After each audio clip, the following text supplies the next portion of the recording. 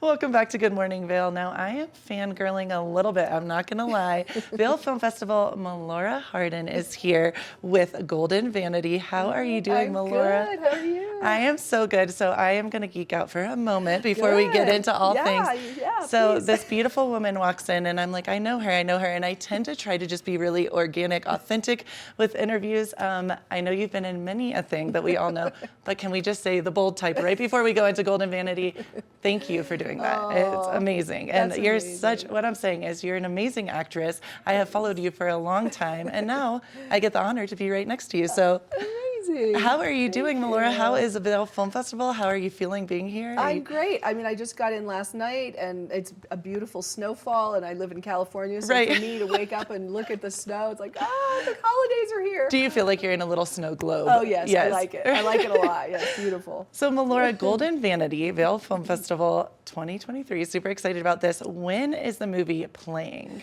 Well, it's playing in Los Angeles just for a limited run right now. Right. In Los Angeles from December 11th, which is Monday, through the 17th. Oh, and great. that's going to be 21 showings just for 7 days. But tonight at the film festival, it's playing at 7 o'clock at the Hyatt. Yes, you're correct. Yep, Cascade. Cascade. You're That's what it's right. called, You got the it. Cascade Theater. Yeah. That's so exciting. Yeah. So I hope everybody will come out. Of course, I'll do a Q&A afterwards and meet everybody and take selfies and whatever else. So there's other fan people out there. Oh, there are a lot of us, and I will be getting one of those selfies. Thank you. Okay, yeah, So you can have one today. Thank you, Melora.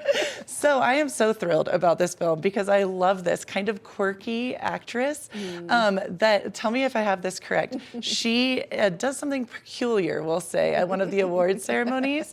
And then her friend Vodka, and she kind of hide away in the mansion, their mansion, the Vodka and her mansion, and do a life story about herself. Is this correct? Yes, it's Okay. set in 1967, and it follows a fictitious, fated movie star, Mabel Montgomery Mayflower, who is fleeing the police.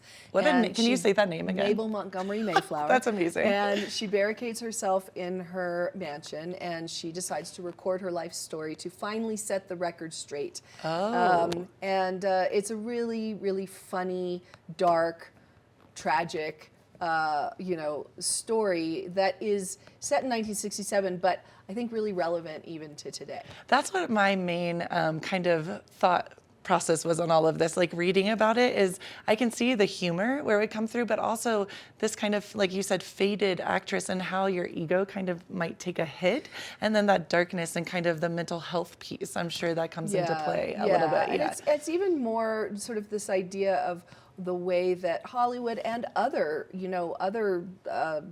careers as well kind of put women up on a pedestal and then, just sort of delight in just sort of, breaking them down when they no longer become useful to the larger business or whatever. So I think that in that regard, it really is very timely and very modern and just really exciting to me. It came from the minds of two 26-year-old first-time filmmaker. I was going to touch base on that. That's brilliant. That's insane. I was very excited that they got inside. It was loosely inspired by these tapes that they found that Judy Garland recorded before she died. And I just was like, I have hope for the future. That young people are still entranced and, want to create something that is based on something like this. Because, there's so much value in studying historical, and characters and to sort of bring it into the modern moment is really special. I was wondering, as an actress, because so often you do play these really powerful, and I love this, the powerful, amazing woman that inspires others, that has boundaries. How did that feel to play this woman? She is an incredible, she's like playing in a sandbox for me. I mean, I've been a professional actress since I was 6 years old. I'm a singer, I'm a dancer, I'm an actor, I'm a director. And, so for me, like bringing all of those things together, all my 10,000 hours in all of those, arenas. And it just really was delightful to work with Max Abram as the director, first time filmmaker. And he was delightful. We rehearsed for 2 weeks. in an apartment. We taped off the set, and then we shot the entire movie in 5 days. 5 days. So yeah, 5 days. Okay, And that's a true testament to your acting skills too. 5 days. yeah, and Oh my sometimes we did gosh. 45-minute long takes, and it was really quite an epic experience. But it's kind of fun when you're working in that kind of intensity because everybody comes together, a very small crew, you know, 15 people, $150,000 budget. I made $1 on the film, and I'm not kidding. So it's truly a passion project, Yes. you know, in the sense that we really got to play together creatively, and we got to kind of, you know, all point our arrows in the same direction, and there's no time for anything other than everybody doing their best work all the time. I love that. know, I yeah, bet if so- you can feel it, I bet it jumps off the film that you Yeah, have it that does. moment of passion. That's pretty. It's really 5 exciting. days. Yeah. Was that the quickest turnaround? I mean, that you've ever done as far as filming? I think so. I mean, I guess earlier in my career I did some short films that were like super quick. But Right. this is a one-woman movie, so there's nobody else that's on camera. Wow. So I have a lot to. So yeah, it's 5 days of just me. That's a lot of pressure on you. Oh my goodness. Did Yeah. you ever feel that, or did you kind of take that and run with it? Do you I love just that? loved it. I could loved see. it. Yeah, I loved it. It was super fun. That is really neat. What was your favorite moment of filming? What was your? Do you have? I mean, that's a loaded question because obviously. I mean, I think that really the whole thing was just joyful. It really was. There was something very special though about the dance that Bryce Fortner, who's the DP of the film and also operated the camera, and he really is just right in my space all the time. And so there's times when he's just right up in my face or just sort of like hanging over me with this very heavy equipment. Right. And you know, I think that sometimes we would cut and it would just be like this beauty, because he couldn't even breathe. You know, he had to breathe quietly because You'd hear. he'd have to, yeah. Right. So it was really, in that regard, I think that was my favorite thing about making this movie, was just that sort of symbiosis. Like that a had to dance. That's what I happen. was just thinking. That Almost this fine dance. yeah. That's beautiful. That's really Yeah. cool. That was really lovely. So Golden Vanity, obviously I think I know exactly but what did you take from the title of the name? What do you feel like that Well, it actually was called portrays? something different. Really? Okay. Until we came up with this.